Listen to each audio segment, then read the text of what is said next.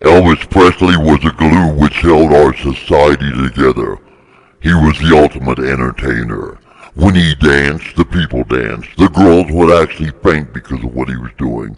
The people didn't care if he was white or black because he was a damn good artist and they felt his music. They felt what he sang. They felt it because he believed in what he sang. Elvis was the greatest cultural force in the 20th century. He introduced the beat to everything and he changed everything. Music, language, clothes, his whole new social revolution. Chuck Berry said Elvis was the greatest who ever was or ever will be. I want you to know that I wanted to take the time to say that I believe in everything that Elvis has ever stood for, and so do many others. And if you don't take up your stand for your belief in Elvis, then let me assure you that people will forever make the choices for you, and you won't have a say in anything you do simply because you're not strong-minded and strong-willed. Those of us who take a stance against those who defraud the Presley fans have a reason to stand up for Elvis. And that is because we have a deep-rooted love for Elvis and for what he has done for our culture, our music, our world of entertainment. Simply put, because if we don't, no one will. Standing up for Elvis and setting people straight on what Jon Cotner is doing and how he is desecrating the Presley name only defines us as being a people of pride who value our morals and beliefs. But just by going with the flow and dismissing all of this that John does only allows you to become many of the sheep in John's world. And I believe that there are far too many sheep for one of our society to handle. Seriously, how can you allow yourself to sit downward, inhaling the aroma of sheep manure that John walks in and care not that he desecrates the Presley name? How can this not bother you so-called true Presley fans? How can you say just leave it alone, ignore it and the man will go away? It won't go away. That's what he wants you to do. He wants you to ignore it.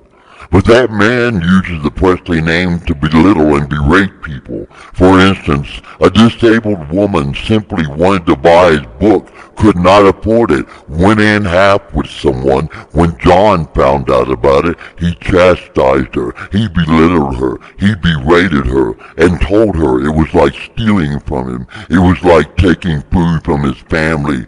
He was not happy that she did not pay full price. If Elvis were alive, I'm sure that he would gladly have given her a copy of his book, had that been a book he had written. Hell, he may have even given thousands away to those who cannot afford it. That is the kind of man Elvis was. That is the kind of man that Elvis is, not a dictator like John. And let me assure you folks, Jon Cotner is not Elvis Presley. He does not have the type of attitude, the type of charisma, the type of love for his fans that Elvis had. John lives for money. John lives to dig deep in your pockets, to take your electric bills, your medical bills, and everything that's important to line his pockets. He doesn't give a damn about you. Elvis was the greatest force in entertainment. John is the greatest force behind the scam artists of our world. John will never be close to Elvis in stature, not in his dreams, not in his lifetimes. They will never have a Jon Cotner week. John hides underneath the rock like a snake. He is a coward. Elvis Presley was a man who cared about his fellow man.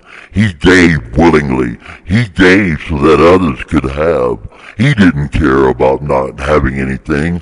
He wanted others to have. He was a perfectionist. He did over and over and over until he felt the song he was performing was right.